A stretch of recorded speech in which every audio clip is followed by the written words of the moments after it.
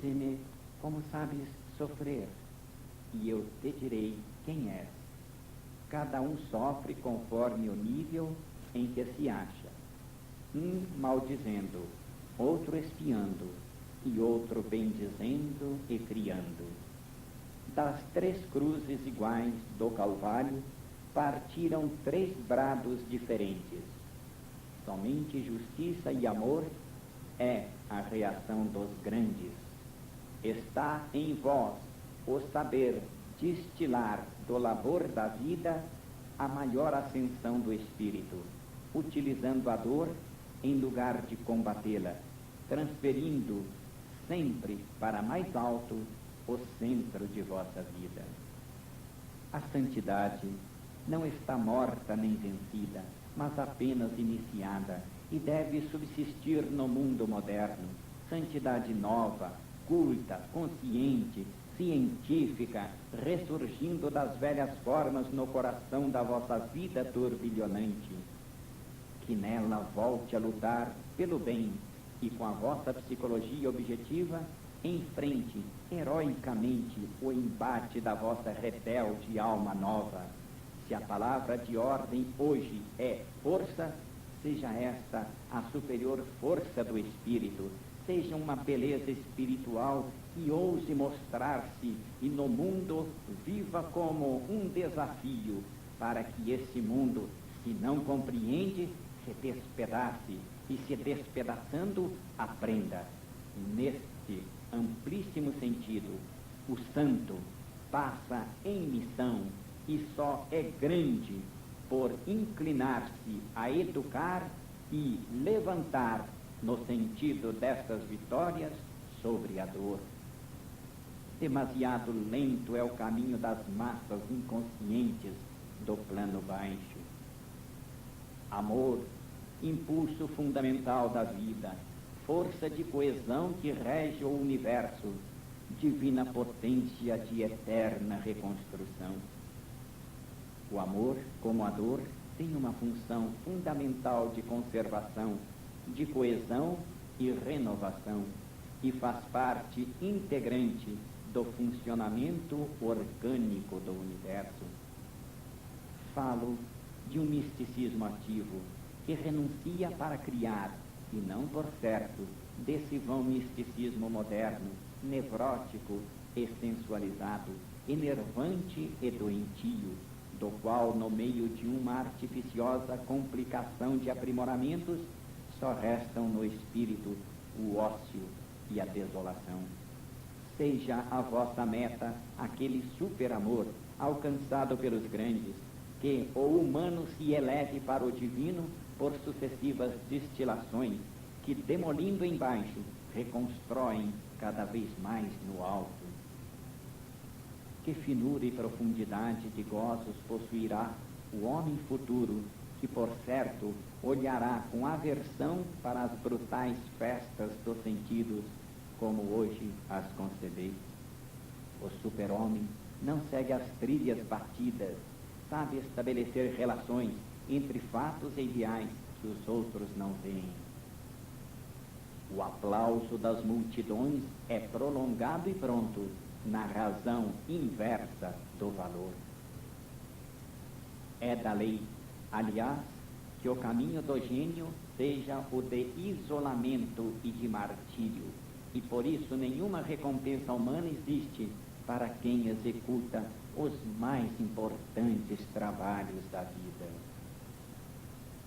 O cérebro da mediocridade tem as suas medidas e as impõe a todos. O que não pode conter, não o aceita e o condena, tudo nivelando. A compreensão não é obra de cultura ou raciocínio, mas uma maturação que se alcança por evolução. Só o que tem valor é que resiste e na luta ainda se embeleza, libertando-se do supérfluo, condensando-se no substancial. O gênio é um solitário nos seus amplíssimos horizontes. A nossa viagem não foi inutilmente levada a termo. Será um impulso. Alguns refletirão e apressarão o passo. enquanto que a mediocridade estacionária para, na sua fase, em perfeito equilíbrio, lançam-se contra os que tentam novas vias todos os ataques das forças biológicas. Se o gênio passa pela Terra como um turbilhão, a massa se agarra a ele para mantê-lo embaixo. E o gênio passa, solitário e dolorido, mas consciente do seu destino, incompreendido e gigantesco, enojado dos ídolos da multidão, aturdido com o ruído da vida, desatento e inábil, porque sua alma está toda embevecida com um cântico sem fim que do seu íntimo se desata e sobe ao encontro do infinito.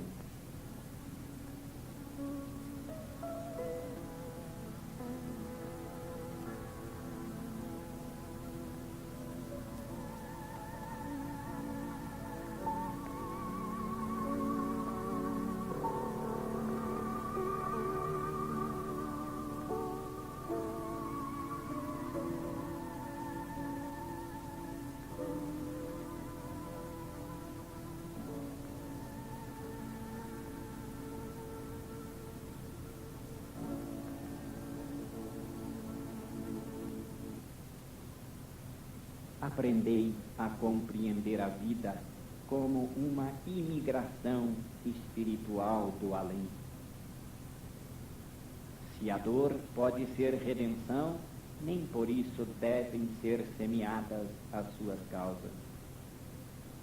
Se não for por vós auxiliada a explosão das paixões que trazem o bem, a fé e a coragem, se não for compreendido o que guia o homem pelo áspero caminho das suas ascensões, se não for por vós aceito o que cimenta a convivência social, que fareis em nome da civilização e do progresso, para que os ideais não sejam meros sonhos? Quando uma civilização cai, nada morre em sentido absoluto. E podeis verificar que ela produziu uma flor delicada e esplêndida, que é colhida e vem a ser o germe precioso das civilizações futuras. Meu sistema tem suas raízes na eternidade e deve ser universal para sobreviver no tempo e não sofrer limitações no espaço. Uma visão universal não pode descer ao campo das competições humanas. Minha ética racional e científica traçou as grandes vias da vida individual e as traçará agora no campo social. Na baixeza de vossa natureza humana está a causa de todos os males, e na ascensão espiritual todo o remédio. O Evangelho é uma via espinhosa, mas só por esta via se pode seriamente alcançar o paraíso, mesmo na terra. Cada um deverá se contentar com a sua situação e procurar trabalhar nas condições em que o destino o colocou. Quem ignora não pode influir no que é substancial. Ai de quem se encontra muito a seu gosto no ambiente terrestre. Isto significa que aí está o equilíbrio de seu peso espiritual. As vias que tracei da ascensão individual têm precisamente a função de preparar o homem para saber viver em sociedade. Ninguém pode invadir o destino alheio. Só no seu próprio destino pode cada um semear loucamente alegrias e dores. Nesta ordem de ideias está situado logicamente o conceito de uma providência divina, como fato objetivo e cientificamente demonstrável. Se registrardes em grandes séries o desenvolvimento dos destinos individuais, ressaltará do resultado uma lei em que se revela evidente a intervenção de uma força superior à vontade e conhecimento dos indivíduos. Com a demonstração científica da ordem soberana, coloquei-vos ante um dilema.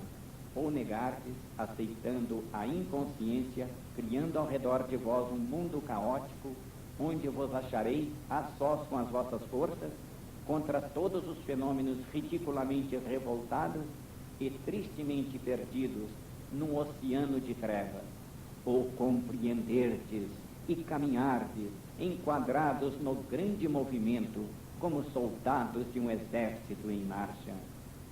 Todo momento resume o passado e contém a linha do futuro, assim nos organismos físicos como no vosso organismo psíquico.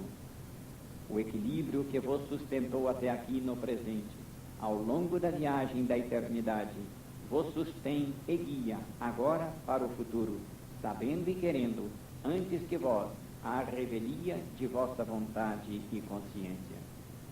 Tremei vós, vencedores pela força humana, em face dessa potencialidade de justiça que impulsiona todo o universo. A providência divina é ativa para com o justo, que quer o bem e que com o seu esforço o impõe.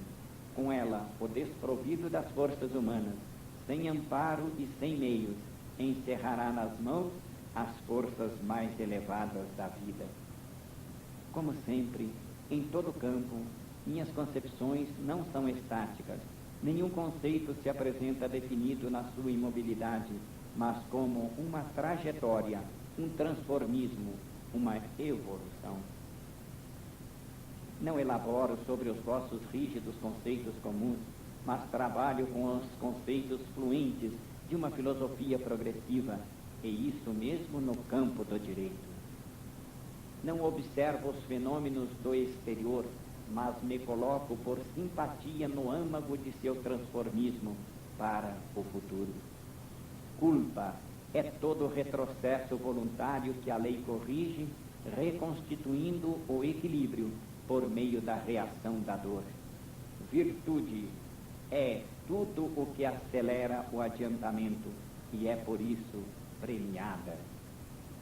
Em todo ato, em toda manifestação humana, está de um lado o ideal que a mente vê, do outro a utilidade que a necessidade impõe.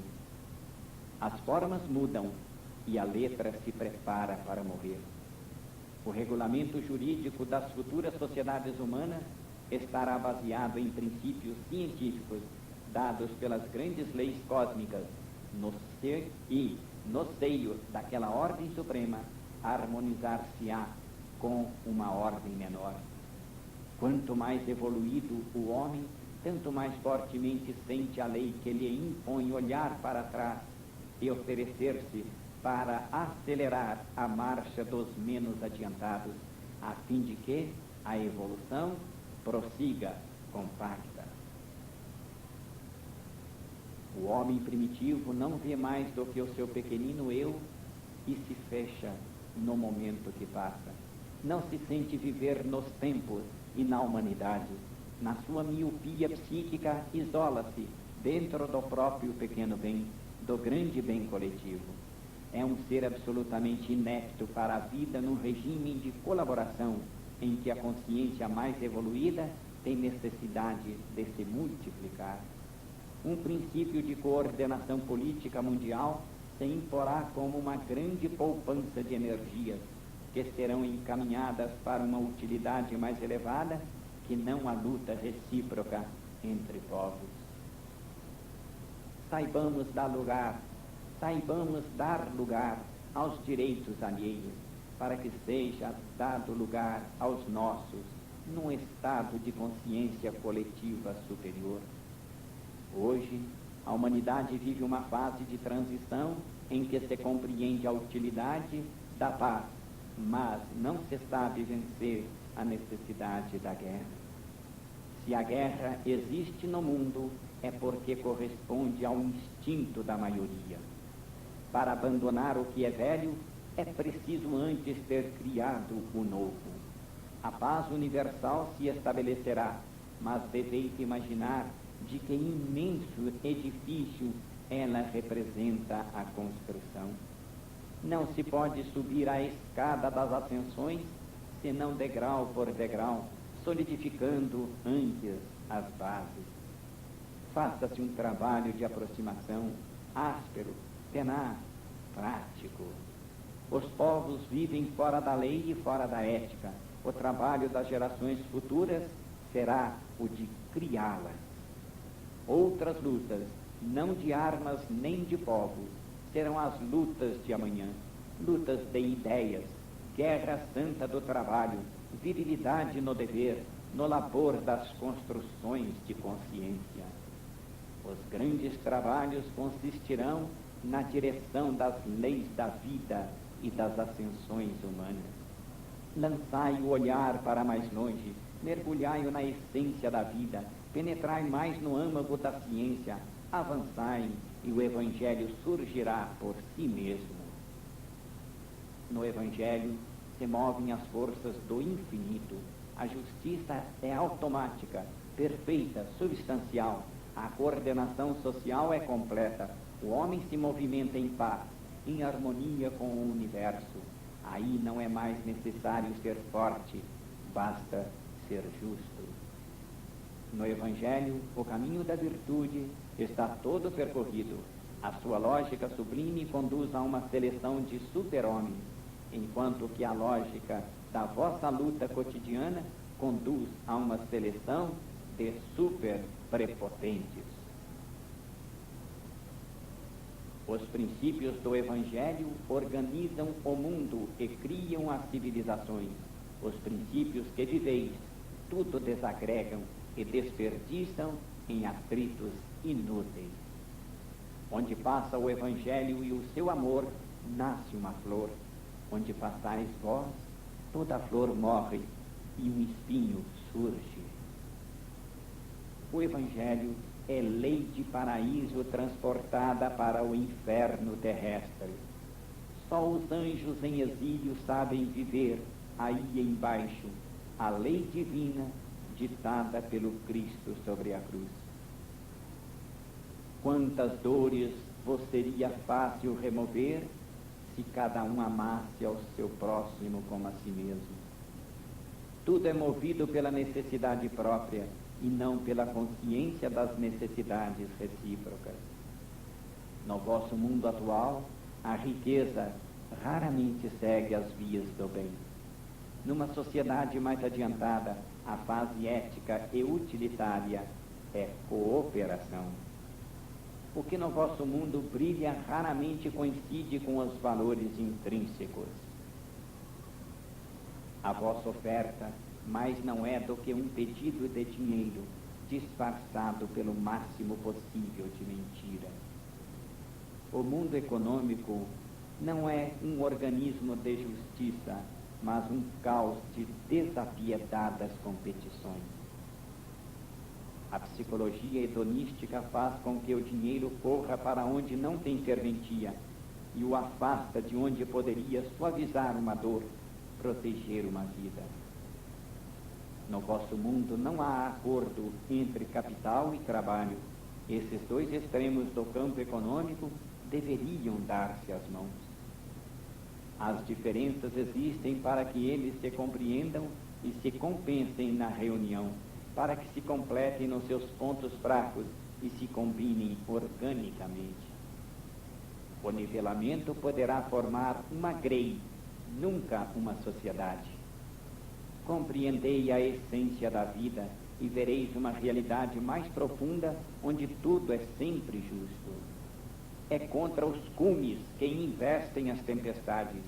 Por isso, não invejeis posições maiores, que oferecem perigo de maiores quedas. Há sempre uma justiça substancial a que não se foge. Não invejeis os ricos, pois a sua riqueza pode ser uma prova, uma condenação, uma condição de ruína.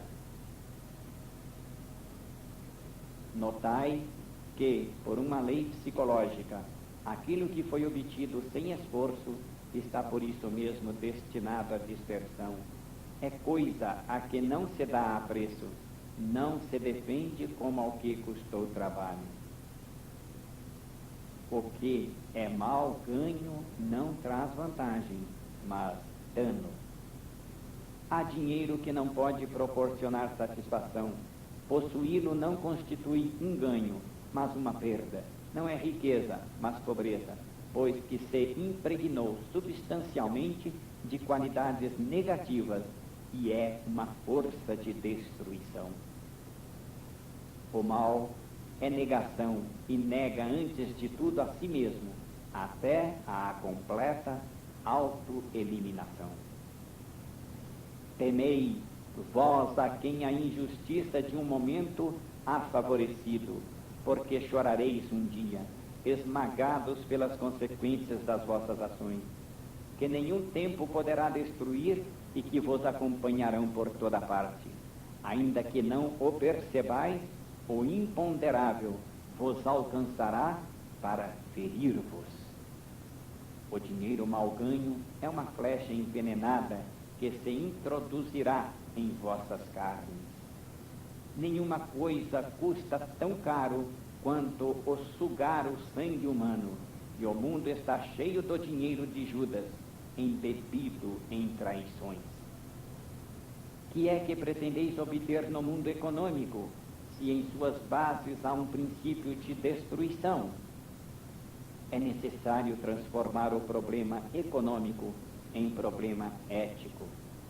O vosso sofrer não é inútil, porque vos há de sensibilizar a psicologia e ela compreenderá um dia a enorme vantagem de se libertar desse contínuo esforço coletivo, empregado em recíprocas demolições, e reagirá moderando o egoísmo até dominá-lo, transformando-o em fraterna colaboração. Demasiadamente baixo é o mínimo ético do mundo econômico para sustentá-lo. Se a riqueza pode ter sido um furto, não é isso razão para ser roubada de novo. Ai de ti se não souberes descer até ao pobre, dá-lhe o supérfluo. O equilíbrio não se consegue por usurpações recíprocas, mas pela compreensão das recíprocas necessidades. O progresso reside na concórdia e na cooperação, e ai de quem se torna instrumento de involução. A riqueza é uma corrente que deve circular passando por mãos de todos, para o bem de todos, e a beneficência deve também ser uma dádiva que eleve partida da alma, um ato de bondade que irmane os espíritos, e não uma exibição que cave abismos de ódio. Deve, enfim, ser um dar moral que enriqueça de bens eternos. A felicidade é o produto de um equilíbrio interior de forças eternas. A inércia favorece a atrofia e abre as portas à destruição. Indiquei-vos também no campo econômico as vias das ascensões humanas. Diante de vós há sempre um trecho aberto de evolução que vos espera, que vos atrai. Assim como a dor, a força, o egoísmo e todos os aspectos do mal se anulam a si mesmos com o exercício. A lei não vos pede que a compreendais, mas impõe que a obedeçais. Suprimi em relação ao universo as palavras injusto e inútil e dizei que tudo é proporcionado ao valor dos seres. Tudo isto não é simples sucessão de narrativas, mas representa uma concatenação lógica pela qual as conclusões se acham condicionadas desde as primeiras afirmações e se reforçam a cada passo da exposição. Notai que o meu pensamento não se move no âmbito estreito das concepções humanas, mas largamente se expande por horizontes vastíssimos, descortina, portanto, as grandes metas distantes para as quais os milênios laboriosamente se encaminham. As posições supremas implicam deveres supremos. Ai dos órgãos diretores que não desempenhem as suas funções. Elevai a ciência até ao ponto de poder concluir em todos os campos. mesmo no campo filosófico, jurídico, político, social. Tudo é ordem, todo fenômeno exprime a lei, procurando as causas sob a orientação do princípio de causalidade. Vos aproximais do pensamento de Deus, para nele descobrir sempre uma lógica exata. Malgrado o fragor exterior dos embates desordenados, na profundeza está sempre a ordem. Procurai por detrás dos fatos o fio sutil da lei que os rege e os coliga. Todos os desequilíbrios se recompõem num equilíbrio mais vasto, ao qual se conjugam para a grande obra progressiva do bem. Não compreendereis a história se não perceberdes por detrás dela a lei que só ela verdadeiramente comanda, que impõe os seus ciclos de amadurecimento e de exaustão, que impõe o ciclo do renascimento às civilizações como aos indivíduos. O destino confia uma função ora a uma, ora a outra célula social, e a retira tão depressa, esteja ela exaurida. O conceito medieval de poder hereditário está hoje substituído pelo conceito de poder conquistado por evolução biológica. Só quem possui uma substância de valores intrínsecos sabe distinguir-se e valorizar-se, sabe compreender e dominar as forças que o circundam, em vez de ser por elas arrastado. Quem assume em qualquer campo o nível de uma função diretora, sem as correspondentes capacidade e responsabilidade, frauda a lei e se expõe à sua reação, que contra ele armará os eventos humanos. Eis a história, um entrelaçamento de causas e de forças em movimento, a reação que restabelece o equilíbrio. Cada tempo tem uma sua função própria, criadora. Enquanto isso, os outros aspectos da vida silenciam e esperam. As leis da vida, adormecidas por milênios no ritmo invariável, sofreram um choque repentino e estão hoje acordadas para impelir-vos em direção à nova civilização do terceiro milênio.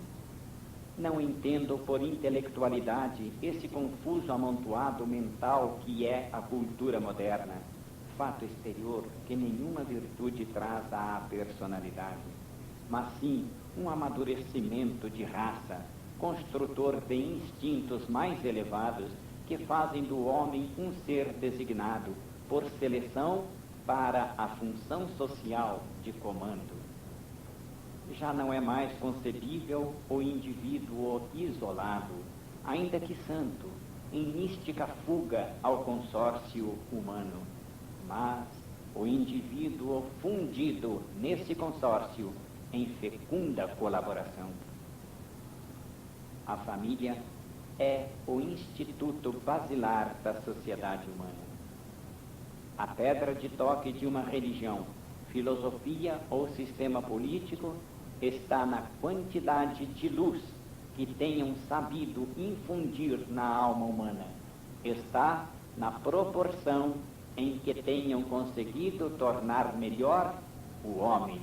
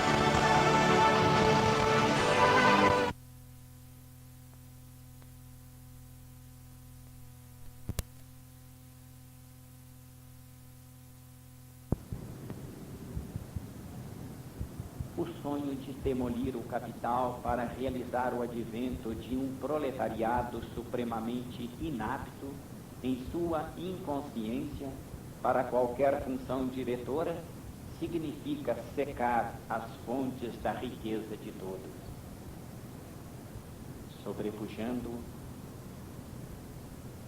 sobrepujamento e violência, a exploração da ignorância popular por egoísmos políticos, a greve, não resolve o problema da produção e da riqueza.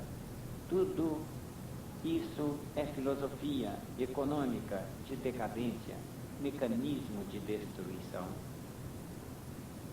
A função das classes não é a de se elitirem-se, mas a de compartilharem dos frutos da mesma civilização, encaminhando-se para a compreensão recíproca. É pueril, nesse desencadeamento de forças titânicas, procurar a razão das coisas nas velhas fórmulas da lei humana. Quando um povo houver encontrado o seu chefe, que sinta e exprima a sua alma, ordene as suas atividades, cumpra a função biológica de defensor e unificador material e espiritual do novo organismo, repousará contente, com seu instinto satisfeito, como repousa o do corpo nutrido, o da mãe que está junto do seu filho, pois que o futuro da vida está assegurado. A raça, é natureza íntima construída na eternidade, é substância da alma, é uma capacidade única, um destino, um amadurecimento de grandes forças biológicas. Coloco como base dos fenômenos sociais as leis eternas da vida. As massas podem aceitar e suportar o super-homem, nunca, entretanto, compreendê-lo por antecipação. É a evolução que lança para a frente aquele que tem de se antecipar, a fim de que arraste e plasme os outros, não evolvidos, que não sabem receber e obedecer. O poder que vem do alto tem um conteúdo todo diverso do concedido de baixo. É dever e não direito, função e não conquista, ordem e não arbítrio, é sacrifício e missão. Nos equilíbrios biológicos, a medida do comando é dada pelo grau de consciência alcançado.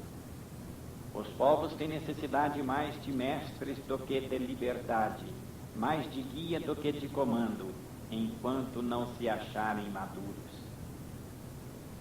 O mundo está em marcha, a realidade biológica impõe ou evolução ou morte. A arte é a suprema expressão da alma humana. Nada evidencia melhor a ideia dominante de uma época. A arte é revelação do espírito. A arte se apaga quando o espírito dorme, porque só nele está a sua inspiração. A grande arte é simples, a sua grandeza é proporcional à potência do pensamento e à simplicidade da forma.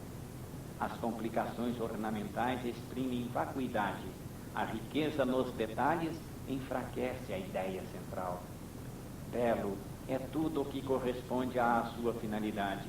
A beleza está na linha que corresponde à finalidade pela via do mínimo esforço. O progresso da arte está no realçar, cada vez com mais límpida evidência e maior profundeza, a beleza do divino pensamento da lei que rege o universo. A ascensão da arte é, assim, substancialmente, um processo de harmonização, isto é, a expressão na forma intuitiva do belo, daquela evolução de todas as coisas.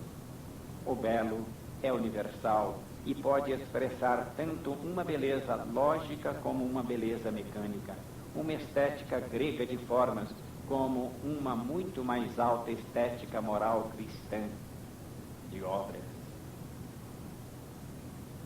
não são a escola e a análise que fazem o artista, mas um tormento d'alma, um palpitar de tempestades e divisões.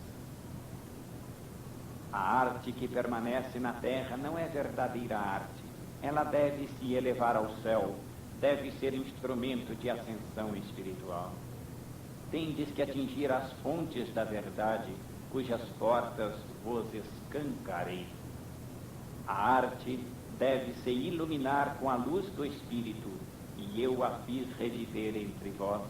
Dei-vos, tanto no campo científico e social, como no campo artístico, uma ideia imensa a ser expressa, a da harmonia entre todos os fenômenos, a da ascensão de todas as criaturas, a do vosso amadurecimento biológico. A arte deve se apossar da ciência. É verdade que não soubestes dar a esta um conceito espiritual. Dai, entretanto, uma fé à ciência, e ela se tornará arte. O futuro da arte está na expressão do imponderável. Que riqueza de inspiração pode descer do alto à terra, por intermédio do artista sensitivo. Que oásis de paz para abrigo da alma nessas visões do infinito. A verdade universal desta síntese pode exprimir-se em todas as formas do pensamento, matemática, científica, filosófica, social e também artística.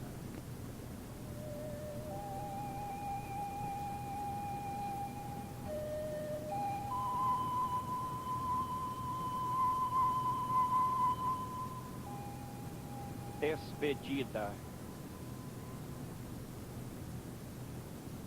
Findou nossa longa viagem. Tudo está agora concluído. Tudo demonstrado até às últimas consequências. A semente está lançada no tempo para germinar e frutificar. Dei o meu testemunho da verdade. Minha obra está completada. O pensamento desceu e imobilizou-se na palavra escrita. Não podereis mais demoli-lo. Ele está demasiadamente antecipado para ser subitamente compreendido de todo. Não são todos os séculos que têm capacidade para compreender toda uma ideia. É necessário que com a psicologia mude a perspectiva para que seja vista de novos lados. Vosso julgamento está viciado por uma visão imediatista, mas os anos passarão e quando houverdes visto o futuro, compreendereis esta síntese na sua profundeza e a enquadrareis na história do mundo. Para alguns, estes conceitos permanecerão inconcebíveis. Outros se recusarão ao trabalho de compreendê-los, por não lhe oferecerem imediata vantagem. Outros procurarão afastar a verdade, porque perturbará o ciclo animalesco de suas vidas e continuarão adormecidos.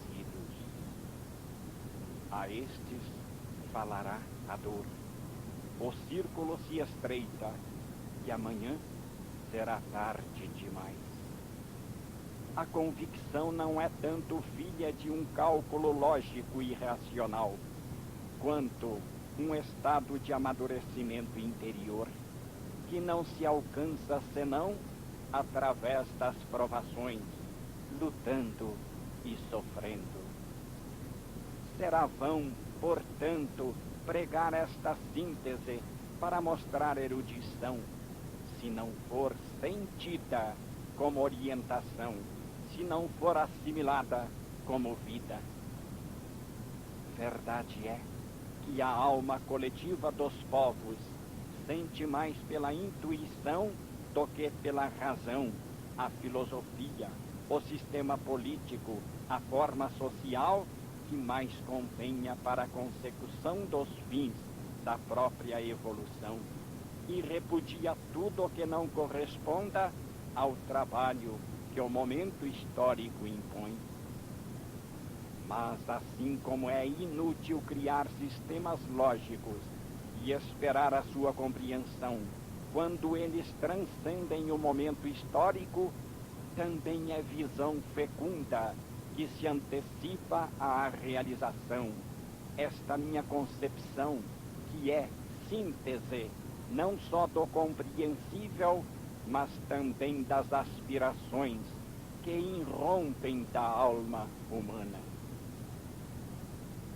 Falei ao mundo, a todos os povos, disse a verdade universal, verdadeira em todos os lugares e em todos os tempos. Valorizei o homem e a vida, fazendo deles uma construção eterna. Através dos campos mais dissemelhantes, fiz tudo convergir para a unidade. Do que vos é compreensível esparsamente, fiz um estreito monismo. Aqui, ciência, filosofia e fé são uma só coisa. Dei novamente a vós a paixão do bem e do infinito. A tudo o que a vossa vida pode conter, dei uma meta. A arte, ao direito, à ética, à luta, ao conhecimento, à dor. Tudo canalizei e fundi na mesma via das ascensões humanas. Vós vos moveis no infinito. A vida é uma viagem e nada mais possuís do que as vossas obras. A toda hora se morre e a toda hora se renasce, mas cada qual é sempre filho de si mesmo. A evolução, marcada pelo ritmo do tempo, não pode parar. Vedes, segundo uma falsa perspectiva psíquica, é necessário conceber não as coisas, mas a trajetória do seu transformismo, não os fenômenos, mas os períodos fenomênicos.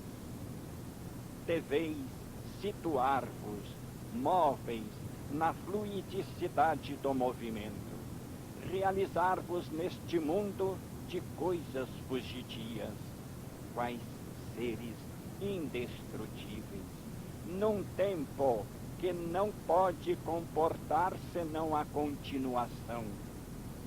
Lançar-vos para o eterno futuro que vos escancara as portas da evolução. Daqui a milênios e milênios, não sereis mais os meninos de hoje, e atingireis formas de consciência que hoje nem sequer sabeis imaginar.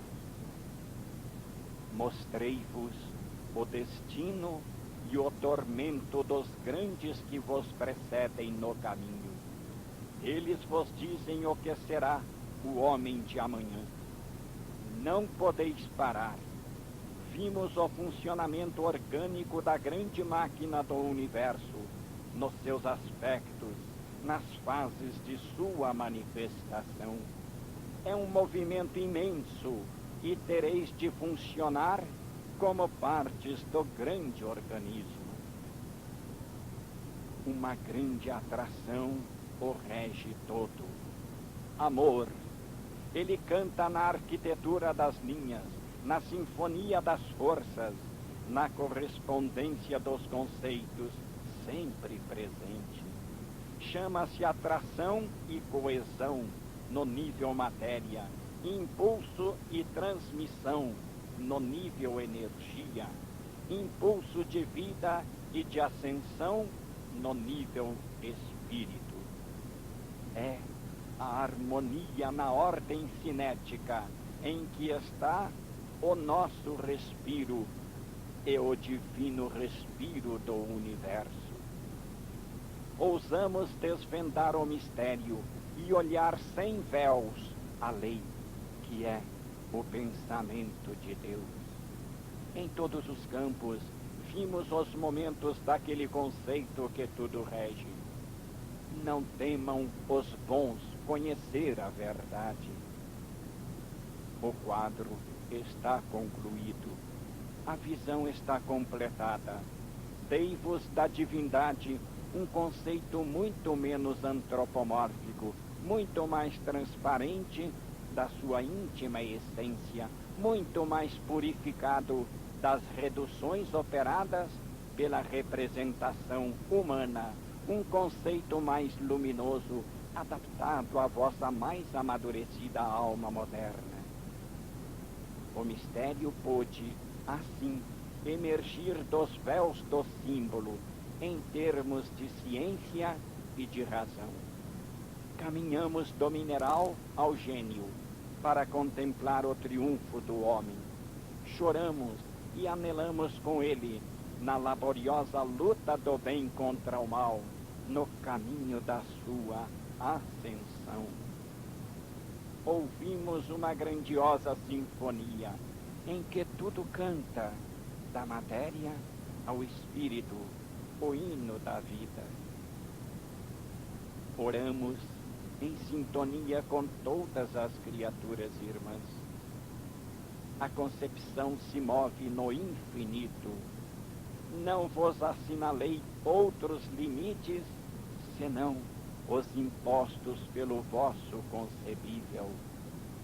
Nosso estudo foi uma adoração à divindade. Nosso estudo foi uma adoração da divindade. Dei-vos uma verdade universal e progressiva, em que todas as verdades relativas podem se coordenar. Cheguei a conclusões que não podem ser negadas, a menos que se negue toda a ciência, todo o universo. A premissa é gigantesca, não pode ser abalada. Cada palavra é um apelo à vossa racionalidade, não podereis renegá-las. Sempre afirmei, mais do que neguei. O ponto de partida deste organismo conceptual não é o egocêntrico, nem antropomórfico, mas, ao contrário, implica na sua gênese uma transposição para fora do vosso plano de concepção. Chamei-vos novamente para as grandes verdades do Espírito. Integrei a vossa vida, reduzida à metade pelo materialismo, e vos restituí a cidadania eterna do infinito. A ciência tem sobre si uma grande responsabilidade, a de haver destruído a fé sem saber reedificá-la. Com os seus mesmos recursos, vos ergui novamente até à síntese. Dei-vos uma ética racional, apoiada em ampla base científica. Dei ao supersensório um peso real, objetivo. Mostrei-vos a realidade que está além da ilusão, a substância que está no transitório, o absoluto que está na mutação do relativo. Elevei a ciência até a demonstração das verdades metafísicas. Reuni os extremos inconciliáveis, a matéria e o espírito, equilibrando e fundindo num só plano de trabalho a terra e o céu. Preparei o homem para a sua futura consciência cósmica. No fundo do meu pensamento sempre se moveu a visão da lei de Deus. Não podereis negar este escrito. Digo, não podereis negar neste escrito, em que se agitam todas as esperanças e todas as dores humanas um palpitar de vida substancial. Não podeis deixar de sentir, por detrás da demonstração objetiva, uma paixão pelo bem, uma sinceridade absoluta, um poder de espírito que tudo vivifica. Essa a alma do escrito que lhe dá vitalidade. Podereis negar ou discutir nele o supranormal, mas isto é normal em todas as elevadas criações do pensamento. Normal é nelas a inspiração, sem a qual não se atingem as verdades eternas. Normal a intuição superracional. Normal um abismo de mistério na consciência, do qual nada sabeis. Cada alma vibrará e responderá conforme a sua capacidade de vibrar e responder. Aqui vos fala também o coração e vos exorta a subirdes. Aqui há um imenso amor para com os homens, como o Cristo o sentiu na cruz. Há um violento desejo de beneficiar, iluminando. Este livro quer ser um ato de bondade e de bem, num vastíssimo plano. Na sua férrea racionalidade está contido o ímpeto de uma alma que vê o futuro e sabe qual a tempestade que vos espera. Compreender é simples e natural na fase intuitiva. Não acolhi a ciência, as discussões, a racionalidade, senão como um meio que vossa psicologia me impunha. A quem queira agredir esta doutrina para destruí-la, irei ao encontro de braços abertos para dizer-lhe: és meu irmão, isto é só o que verdadeiramente importa. Eu sei que estes conceitos se acham tão distanciados do mundo feito de mentira e de desconfiança que lhe parecerão inaceitáveis e inconcebíveis. Mas a minha linguagem tem que ser substancialmente diversa.